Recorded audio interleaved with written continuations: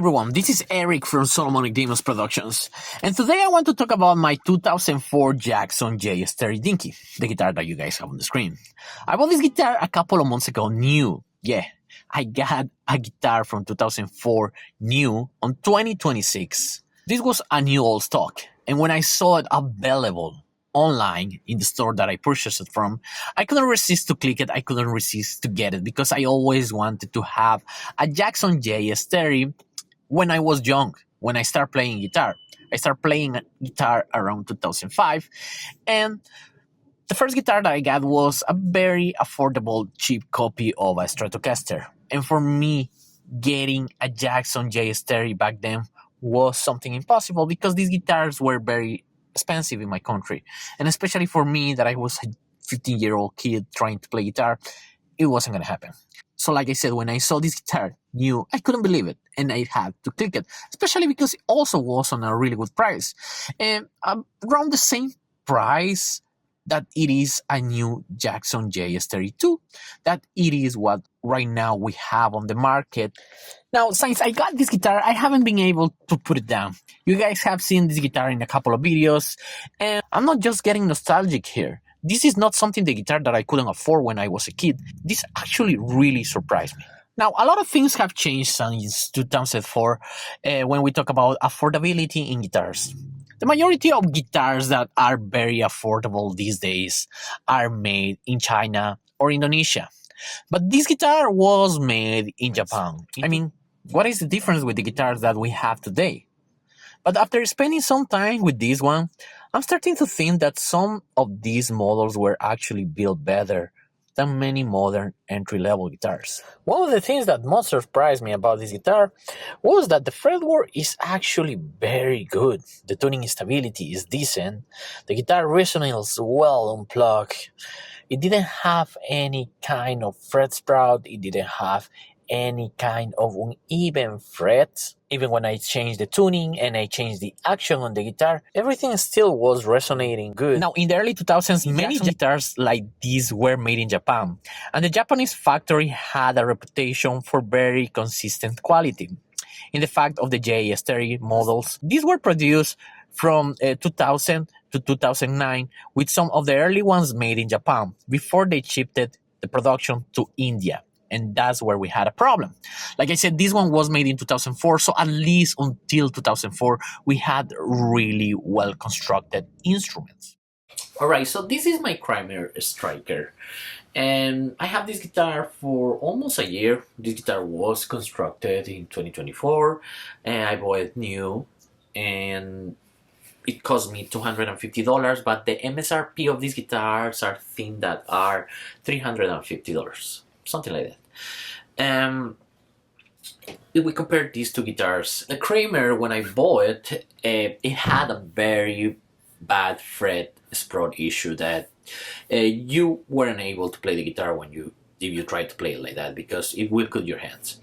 But you know, after I fixed the edges of the frets and I round them and crown them, I was able to play the guitar. It played phenomenal. I mean, the guitar is very well constructed too, you know. Actually, the pickups on the Kramer sound better if we compare them with the stock pickups that the Jackson came with it. But if we talk in terms of quality, the Jacksons are better because these pickups, the ones on the Kramer, when you pull out the pickups, you cannot just see in the way that the pickup looks, you also can feel that it is a cheap constructed pickup.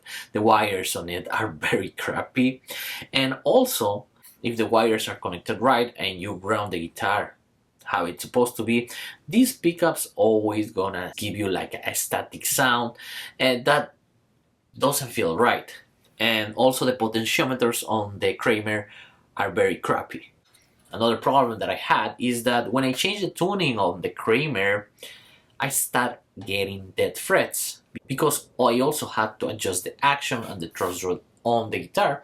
So I had to work more on the frets of this guitar to make it playable again, because I got a lot of dead nuts upper the 12th fret on a couple of different frets. I did fix it because I know how to work on it. But what about if you are a new guitar player? What about if you are someone that just gonna start playing guitar? You're gonna have to take this guitar maybe to attack just to make it worth the play. Maybe those cheap wires that these guitars come with it, those cheap potentiometers stop working. It happened to me with my other Kramer, with my Kramer Pacer Classic. I have to change the volume potentiometer on that guitar because it stopped working completely. Luckily, I know how to solder, I know how to fix it, but that could also turn on a $100 extra expense. Now, in the case of my Jackson JS30, the rest of the electronics on the guitar feel really good. I did also change the tuning of the guitar. The guitar still plays phenomenal, even with my setup that have a more lower action. The tuners on this guitar that are Jackson branded are very well tuners if we compare them with the ones that come stock on the Kramer. With these ones, you barely can tune the guitar. In the case of this one that comes with a Floyd Rose, you are lucky that you can lock it up, because otherwise I think that the guitar will get out of tune. And that's very good because the guitar stays in tune after you lock it, so it stayed very good even if you push that Floyd Rose all the way down, all the way up. And the Floyd Rose in this guitar is a Floyd Rose Special, and I think that the one on the Jackson is better, even if this one is a licensed Floyd Rose. So, in my conclusion, I think that this Jackson JS30 is a phenomenal instrument. I'm super glad, I'm super happy having it here on the studio, having it with me. I really like it, I love the color, I love the painting. Nothing wrong with the Kramer Straker really after you do a setup, after you work on the guitar, but I also think that the guitars that are made today are more cheaper, feel more cheaper, play more cheaper, and even if they can sound better, the pickups that come on the guitar are cheaper. These guitars, the modern affordable guitars, really give you that feeling that are produced in mass, make you feel that you got a guitar that was completely constructed on a complete automatized line. These guitars feel made just by machines.